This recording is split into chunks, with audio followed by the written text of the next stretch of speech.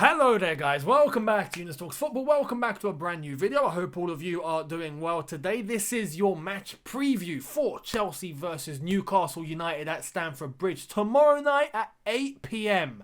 8 PM once again. I mean, TV companies, whoever makes these decisions, what's going on? Are you doing this on purpose? Do you want Chelsea to play at 8 PM every match day? Because that is looking like what's going on. You know, right now this season, I think we've played more 8 PMs than anyone. And not just that, for this one, we had to wait till Monday. I mean, not even Saturday 8 o'clock, Sunday 8 o'clock, no. Monday 8 PM, yet the very last time slot available. I mean, come on, what's going on? Do you want us to wait? Do you want us to hang about and not watch our Chelsea? Anyway, there is one positive to it. Is the fact that we do get a little bit more rest, having played the cup game against Barnsley. So that is the one positive, but 8 PMs need to stop. They really need to stop.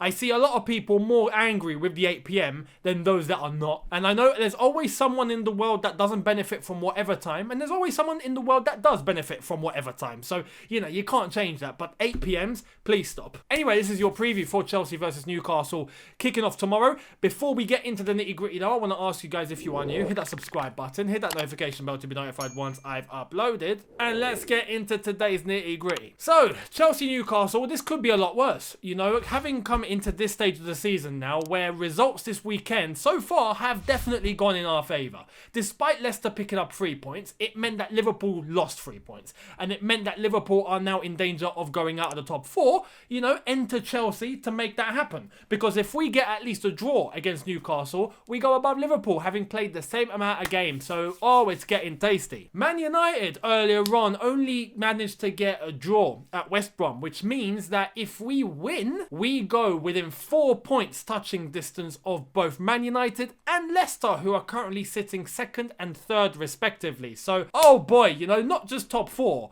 but second is up for grabs now. And I don't want that to make it look like it's a title win or anything. I'm not saying that. But let's face it, Man City have won the title.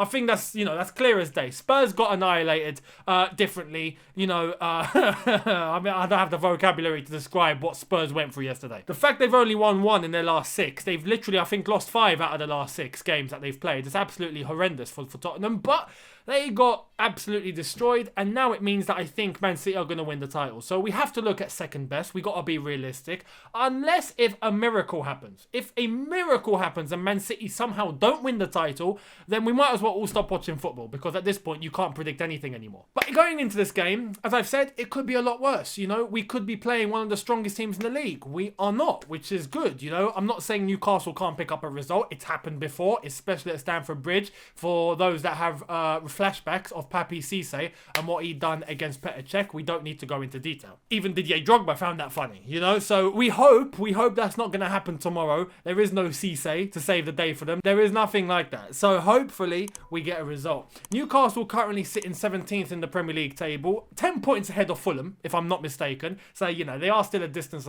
away from the relegation zone.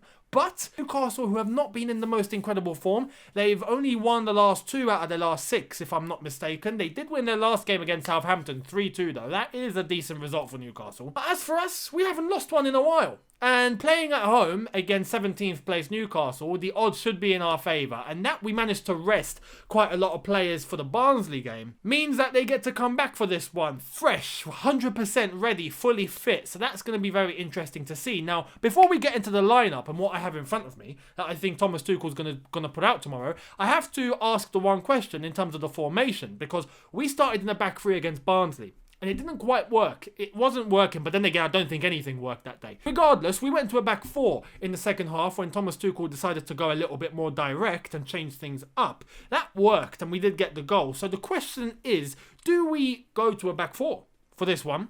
And, you know, try and see if we can get something out of that. Or do we revert back to a back 3? I personally think Thomas Tuchel's going to go to a back 3. I think we are going to stick with the 3-4-2-1 formation, hybrid 3-4-1-2. And I'll explain that when I start discussing the lineup. But I think the back 3 with the players that we have available for this one, specific players coming back into the fold, like Marcos Alonso, Jorginho, Kovacic, Azpilicueta in the back three. Those sort of elements that did work when we were playing with a back three in the Premier League, as compared to Barnsley, where we were introducing loads of different players that are normally bench players. I think we have to take that into consideration, and this is why I've come up with a certain 11 that I think Thomas Tuchel is going to go with tomorrow. So let's get into it. So as I've said, 3-4-2-1, and I'll explain the 2-1-1-2 business more forward up the pitch later on in the video. But let's start off with Edouard Mendy in goal. Kepa actually done quite well against Barnsley, and fair play to Kepa, because if it wasn't for him, we definitely would have conceded.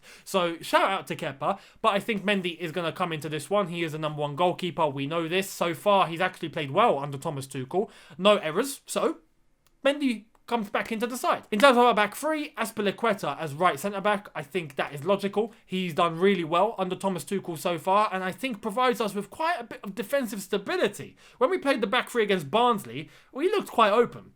And Azpilicueta, I don't know, it seems like despite his age now, his legs and whatnot, I think he's still doing one hell of a job in a back three as a centre-back.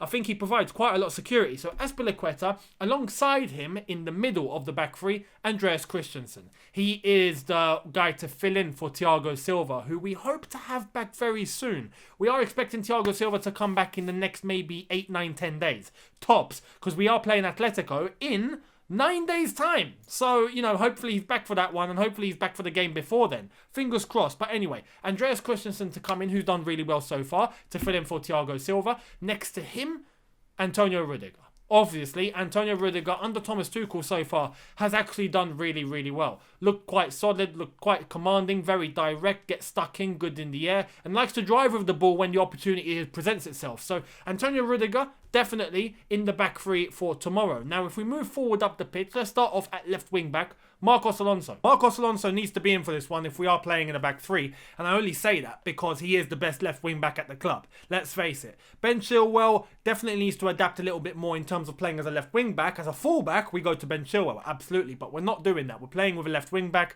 Emerson, not as a left wing back, I think we can agree. Marcos Alonso, who can play very well in that role, and we know this, he comes back into the fold. If we are talking about right wing back, I wouldn't play Callum Hudson-Odoi, I would be playing Reece James. Reece James looks like someone that has adapted better in terms of playing as a fullback and then playing as a wing-back. He seems to know how to do both very effectively, and I'm not entirely surprised because even for Wigan, when Reece James was on loan, he was playing as a wing-back when Wigan played in a back three for only some games, but he knows what's required in that role and he seems to be doing it quite well. He's got the pace, he's got the speed, he's got the strength, he can cross a ball well, he can overlap, he's got the skill to come inside. So when we are playing as a back four and we need him as a fullback, he can do the traditional stuff. And we're playing as a wing back, he can cut in, he can overlap, he can attack, he can come back and defend. He's got everything in his locker. So Reece James as right wing back. In terms of the two in a pivot, I think it's only safe to say we need to go back to Jorginho, Kovacic. Yes, N'Golo Kante has returned. Yes, Billy Gilmour put in a decent shift against Barnsley.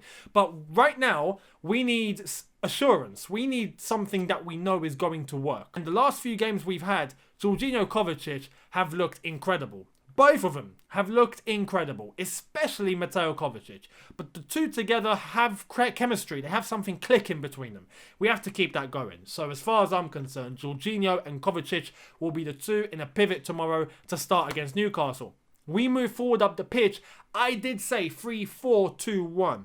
Now, in the two, I would bring back Mason Mount, who had a lovely day off when we played against Barnsley. He managed to stay at home, put his feet up and all that. So I'm hoping he is 100%. And a Mason Mount with 100% energy is going to be a guy that I predict to run the most tomorrow in terms of distance. We'll keep a lookout in terms of the stats after the game and which player ran the most. I expect Mason Mount to be at the top of that one. We'll try and find out tomorrow if that's possible. But Mason Mount at 100%, fully fit, ready to go. I can't wait to see it. So he starts alongside him, Callum Hudson-Odoi. Now that's also part of the reason why I said Reece James right wing back, because I want Hudson-Odoi to be a little bit more offensive. I think we need creativity and we need something to come from the lads up front. We need goals. Goals not to come from our defenders, but to come from our front men. And I think Hudson-Odoi right now is playing as our best and most consistent front man under Thomas Tuchel. So for me, I would throw him a little bit more offensive.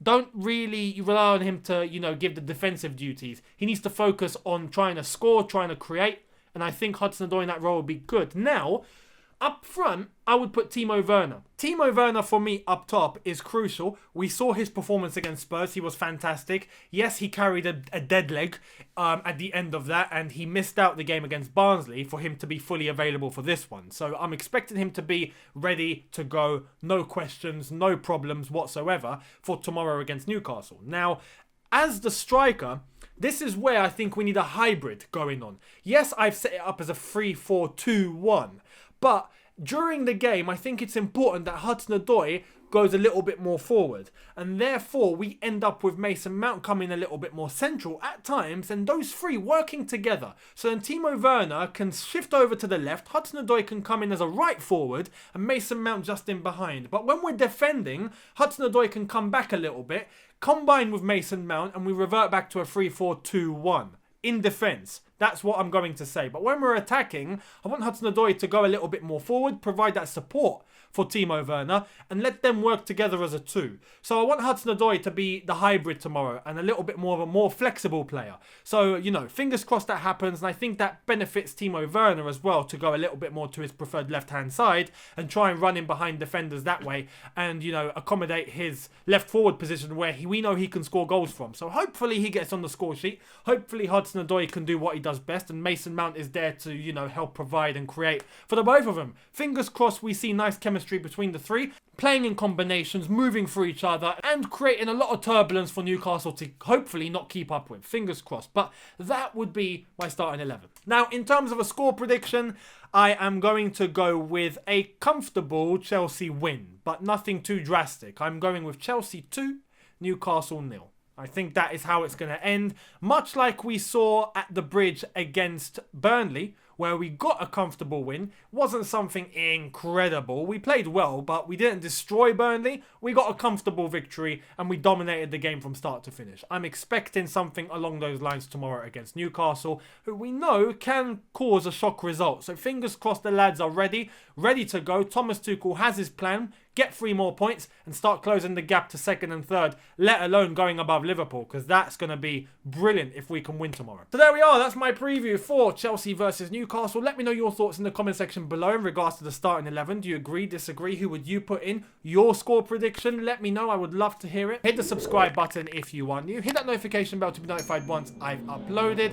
Thank you all so much for your support over the last few days, specifically because it seems like you guys are enjoying the content and I love it. Keep it going. I hope I am providing you guys with what you want to see. So, you know, let me know in the comments if there's anything else you'd like for me to add. Tomorrow, I am doing the watch along, so don't forget that. Keep your eyes peeled. And then immediately after the watch along, I will be doing the match review for you guys. So, I'll see all of you tomorrow. Come on, you Blues. Let's go and get 3 points. But I'll see all of you on the watch along. Thank you all so much for watching. Have a good one. Look after yourselves. Take care. And peace.